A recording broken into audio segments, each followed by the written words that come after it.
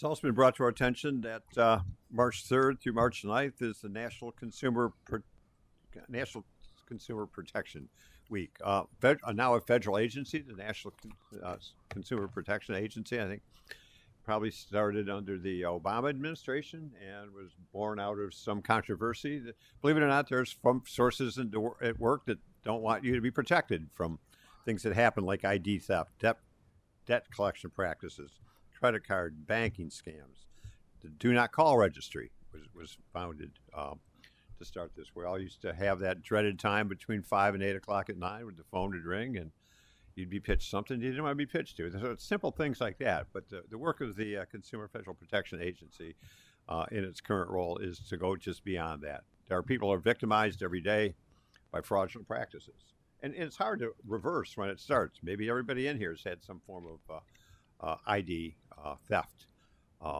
Luckily, there's some systems in place that catch it early, but if it doesn't, it'll change your life to do it. So we do want to proclaim that we support and recognize the work of that federal agency. That's many attempts have been to defund it, but it's there today and it's still needed. I think we in Lucas County, because of people who we are, we want to stand up and represent the people that get most taken advantage of. The rich and the famous don't get scammed. People of smaller means and people that work for a living seems to be the target of things. So this agency needs to continue its work. We don't have anybody here today. Rich Cordray didn't come in, unfortunately. I mean, its founder of it was from Ohio. It was a candidate, somebody we all know personally. Absolutely. So we want to recognize that work and urge the federal government to keep it in place. Well, and also with that, I'll just add a little bit of context. So the Federal Trade Commission reported last year that consumers' losses from fraud totaled $8.8 billion with a B. In 2022, this is a 20% increase from the prior year. The biggest losses were the investment scams, including cybercurrency scams, which cost Americans more than $3.8 billion, again with a B, which doubled from 2021. And I know that someone has attempted to scam me before, and I've been lucky to have protections from my banking institute that would head me off and let me know so we could kind of put a stop to that. But the biggest concern I have is especially with our elderly folks. I know there's not a time that doesn't go by that my mother-in-law, when she's with us, her phone is always ringing, and it's not from family members. It'll come across, potential scam, but a lot of our elderly folks will answer those phone calls, and they'll be impersonating, saying that, I'm a sheriff. I mean, this was just reported on Channel 11 today, that I'm calling from the sheriff's office, and I need you to send some money, and we've got your loved one here, and blah, blah, blah. Well, first of all, the sheriffs don't do that. But people are constantly trying this scam to scam people out of their dollars. So, and also with the new AI coming on, there's what they'll do is they'll pick up from social media maybe the sound of the voice of your loved one, and they call some a family member, and usually our senior citizens call up and it sounds just like their grandson or their granddaughter, and trying to get them to give them dollars. So the more that we could talk about this, yes, March 3rd through the 9th is National Consumers Protection Week.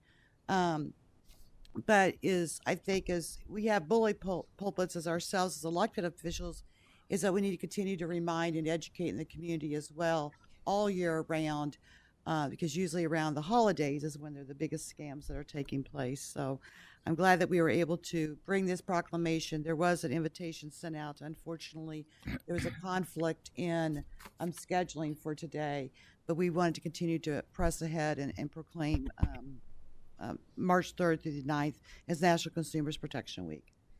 In addition to that, it is also Weights and Measures month, in which it is a branch of consumer protection.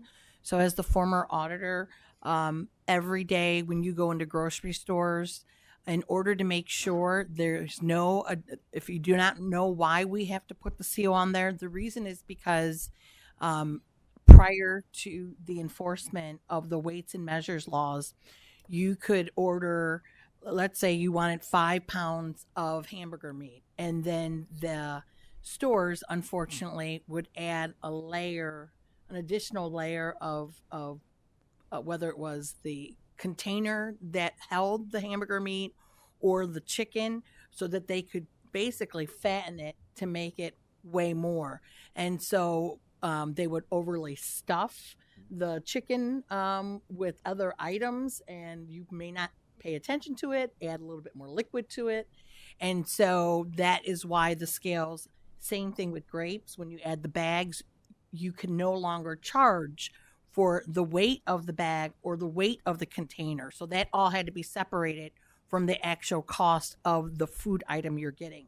In addition to that, unfortunately, many of the outdated gas stations, they would not maintain their pumps, and as a result of that, they could say they're charging you $2.49 a gallon or $3.49 a gallon, but in fact, the tank would be not filled completely, and you would not be getting that entire gallon until we go secretly. We actually have a secret car that actually has a measuring device in the trunk, and we've used it here locally when we get multiple complaints.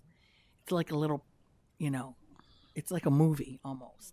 And so we can actually go drive it in and go to the gas station, and then we can pursue criminal charges against that organization or business. We've usually just had to threaten them and then get the consumer to be reimbursed properly. So again, those consumer protection rights actually fall under this National Consumer Protection Week also locally. So that's a great fact, and certainly one you're more than familiar with, because everybody's looked at your name on the weights, Anita. So we know what you're doing now, which is good. Thank you for sharing that story. But quick update, I just came to my feed that I think in this week of doing it, the Protection Agency is going to establish a final rule for the largest credit card companies that they have to take their late fees down from $32 a month to $8 a month. That's a real savings for people. That's just some action that they're about to take this week to reduce those late fees. And I see that in conjunction with that, the Biden administration has also launched a strike force against profiteering. And we know coming out of COVID and supply shortages, everybody said inflation was because people had too much money, maybe because they sent too much. It's not true.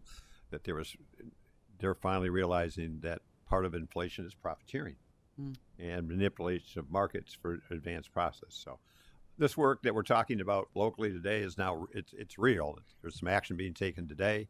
There's the work that Commissioner Lopez talked about, Commissioner Savecki talked about, but we need these protections for regular folks to protect their wallet, and that's happening today as we speak. So I think with that, I would make a motion to proclaim this week as National Consumer Protection Week, and clerk call the roll.